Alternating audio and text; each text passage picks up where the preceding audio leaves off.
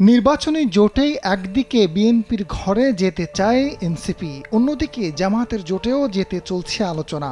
উভয় দলের প্রতিনিধিদের সঙ্গে পর্দার আড়ালে সমঝোতা চললেও তরুণদের রাজনৈতিক দলটি স্বতন্ত্রভাবে সংসদ নির্বাচনে অংশ নিতেও কাজ করছে। ইতিমধ্যে দলের শীর্ষ নেতারা তৃণমূলে নেতাকর্মীদের বার্তা পৌঁছে দিয়েছেন। এনসিপির শীর্ষ নেতারা ঢাকায় বেশ কয়েকটি আসনে নির্বাচনের জন্য প্রস্তুতি নিচ্ছেন।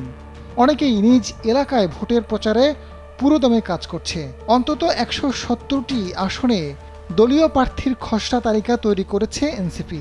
নির্বাচনে বিএনপি ও জামায়াতের হেভিওয়েট প্রার্থীদের বিপক্ষে লড়বেন এনসিপির গুরুত্বপূর্ণ নেতারা। ঢাকা ১১ আসনে লড়বেন এনসিপির আহ্বায়ক নাহিদ ইসলাম। তার বিপক্ষে বিএনপির ডক্টর এম.এ. কাইয়ুম ও জামায়াতের অ্যাডভোকেট আতিকুর রহমান। রংপুর ৪ থেকে এনসিপির সদস্য সচিব আক্তার হোসেন, বিএনপির মোহাম্মদ এমদাদুল হক ভরসা ও জামাতের এটিএম আজম খান। এনসিপির সিনিয়র যুগ্ম আহ্বায়ক সামন্তা শারমিন ভোলা ১ থেকে নির্বাচন করতে পারেন। এখানে বিএনপির গোলাম নবী আলমগীর, বিজেপির চেয়ারম্যান ব্যারিস্টার আন্দালিব রহমান পার্থ ও জামায়াতের অধ্যক্ষ মোহাম্মদ নজরুল ইসলাম। এনসিপির সিনিয়র যুগ্ম আহ্বায়ক আরিফুল ইসলাম আদিব ঢাকা ১৪ আসনে লড়বেন। এখানে বিএনপির মাহাদি আমিন, জামায়াতের ব্যারিস্টার মীর আহমেদ বিন কাশেম আরমান।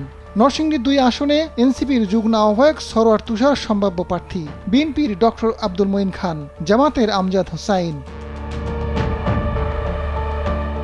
ঢাকা ১৭ আসনে এনসিপির সিনিয়র যুগ্ম সদস্য সচিব ডাক্তার তাসনিম জারা নির্বাচন করতে পারেন। জাতীয় পার্টি বিজেপির আন্দালি রহমান পার্থ, জামায়াতের ডাক্তার এস.এম. খালিদুজ্জামান। বিএনপির সম্ভাব্য কারো নাম শোনা না গেলেও চমক থাকবে। পঞ্চগড় ১ আসনে এনসিপির উত্তরাঞ্চলের মুখ্য সংগঠক সার্জিস আলম, বিএনপির ব্যারিস্টার মোহাম্মদ নওশাদ জমির, জামায়াতের অধ্যক্ষ ইকবাল হোসেন। কুমিল্লা ৪ আসনে নির্বাচন করতে পারেন এনসিপির দক্ষিণাঞ্চলের মুখ্য সংগঠক হাসনাত আবদুল্লাহ, বিএনপির সাবেক এমপি মঞ্জুরুল ইসলাম মুন্সি ও জামায়াতের সাইফুল ইসলাম। চাঁদপুর ৫ আসনে এনসিপির মুখ্য সমন্বয়ক নাসির উদ্দিন পাটোয়ারি, বিএনপির আনোয়ার হোসেন খোকন ও ইঞ্জিনিয়ার মুমিনুল হক, জামায়াতের অধ্যক্ষ মাওলানা আবুল হোসাইন নির্বাচন করার সম্ভাবনা রয়েছে। নোয়াখালীর ৬ আসনে এনসিপির সিনিয়র যুগ্ম মুখ্য সমন্বয়ক আব্দুল হান্নান মাসুদ, বিএনপির প্রকৌশলী ফজলুল হক আজিম এবং জামায়াতের অ্যাডভোকেট শাহ মোহাম্মদ মাহফুজুল হক ভোটের মাঠে লড়াই করবেন। রাজনৈতিক বিশ্লেষকরা বলছেন, নির্বাচনী মাঠে অনেক শক্তিশালী বিএনপি ও জামায়াত। তাদের যেমন জনসমর্থন রয়েছে, তেমনি এলাকায় গ্রহণযোগ্যতাও রয়েছে। সেই তুলনায় এনসিপি নেতাদের জনসম্পৃক্ততা নেই।